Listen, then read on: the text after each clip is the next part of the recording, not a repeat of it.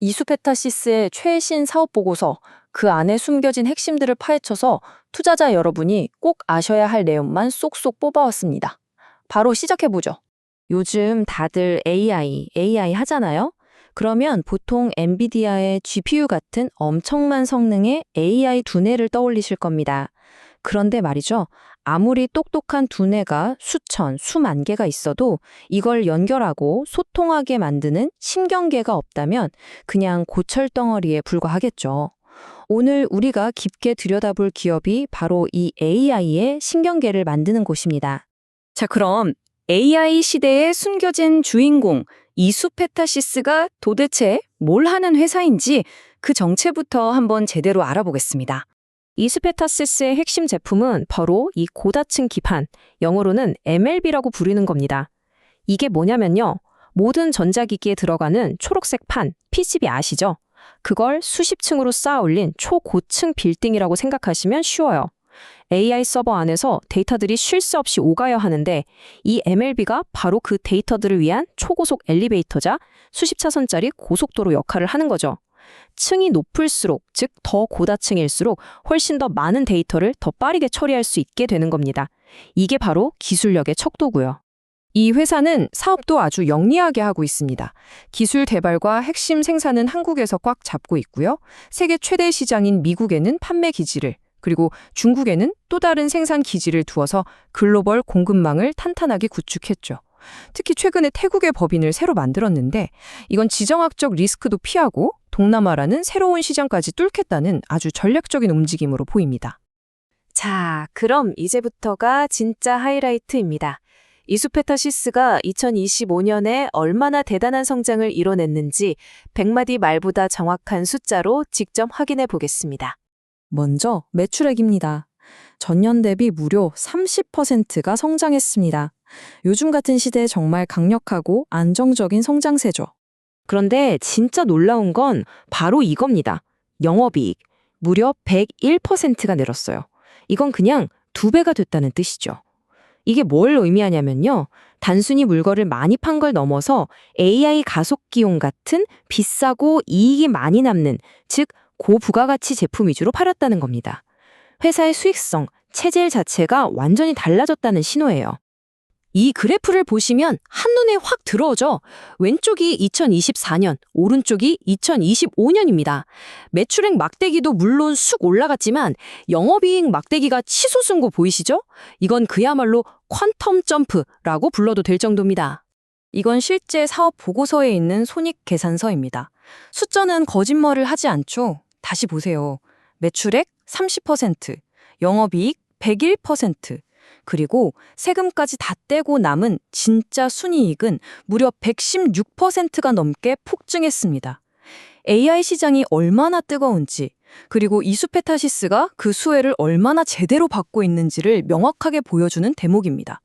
자, 이렇게 엄청난 실적을 확인하고 나면 우리 투자자들은 당연히 이런 질문을 던져야 합니다. 와, 좋긴 한데 이 성장 과연 계속될 수 있을까? 혹시 거품은 아닐까? 그래서 지금부터는 회사의 재무 상태가 얼마나 튼튼한지 현미경으로 들여다보듯이 꼼꼼하게 따져보겠습니다. 여기서 우리가 가장 중요하게 봐야 할 지표는 바로 영업활동 현금 흐름입니다. 이건 쉽게 말해서요, 회사가 회계 장부상으로만 돈을 번 게 아니라 진짜로 자기 주력 사업을 해서 통장에 현금을 얼마를 쌓았는지를 보여주는 아주 정직한 지표거든요. 이게 좋아야 진짜 돈 잘 버는 알짜 기업이라고 할 수 있는 거죠. 자, 이수페타시스를 볼까요? 장부상으로 벌어들인 이익이 그냥 숫자로만 남는 게 아니라 그대로 회사 금고에 현금으로 착착 쌓이고 있습니다. 연말에 가지고 있던 현금이 800억에서 1630억 원으로 2배 넘게 늘어났어요. 이게 바로 이익의 질이 높다는 가장 확실한 증거입니다. 그리고 또 하나 주목할 점, 유동자산이 65%나 늘었습니다. 유동자산이라는 건 1년 안에 바로 현금으로 바꿀 수 있는 자산을 말하는데요. 이게 이렇게 많아졌다는 건 단기적으로 회사가 돈 문제로 흔들릴 일이 거의 없다는 뜻입니다. 갑작스러운 위기가 와도 버텨낼 체력이 아주 튼튼해졌다는 긍정적인 신호죠. 좋습니다. 과거 실적도 훌륭하고 재무 상태도 아주 탄탄하다는 걸 확인했습니다. 그럼 이제 우리의 시선은 자연스럽게 미래로 향해야겠죠? 이수페타시스는 앞으로 어떤 성장 스토리를 써내려갈지, 또 우리가 조심해야 할 위험 요소는 없는지 살펴보겠습니다. 사업 보고서를 보면 이 회사가 스스로의 강점을 아주 잘 알고 있어요. 이걸 경제적 해자, 즉 다른 경쟁자들이 쉽게 넘어오지 못하게 하는 성벽이라고도 하는데요. 세계 최고 수준의 초고다층 기술력, 그리고 구글이나 엔비디아 같은 까다로운 글로벌 빅테크들을 고객으로 확보했다는 그 신뢰, 또 AI 수요가 터질 걸 미리 예측하고 생산 능력까지 늘려놓은 선제적인 투자. 이 모든 것들이 합쳐져서 지금의 독보적인 위치를 만들고 있는 겁니다. 회사의 목표도 아주 명확합니다. 보고서에 이렇게 쓰여 있죠. 글로벌 텀티어 PCB 기업으로서의 위상을 공고히 하겠다. 이건 그냥 하는 말이 아니라 지금까지 보여준 기술력과 실적을 바탕으로 한 대단한 자신감의 표현이라고 볼 수 있습니다. 물론 장밋빛 전망만 있는 건 아닙니다. 가장 큰 리스크는 바로 무시무시한 기술 변화의 속도예요. AI 기술이 발전할수록 데이터 처리 속도나 집적도에 대한 요구는 상상을 초월할 정도로 높아질 거거든요.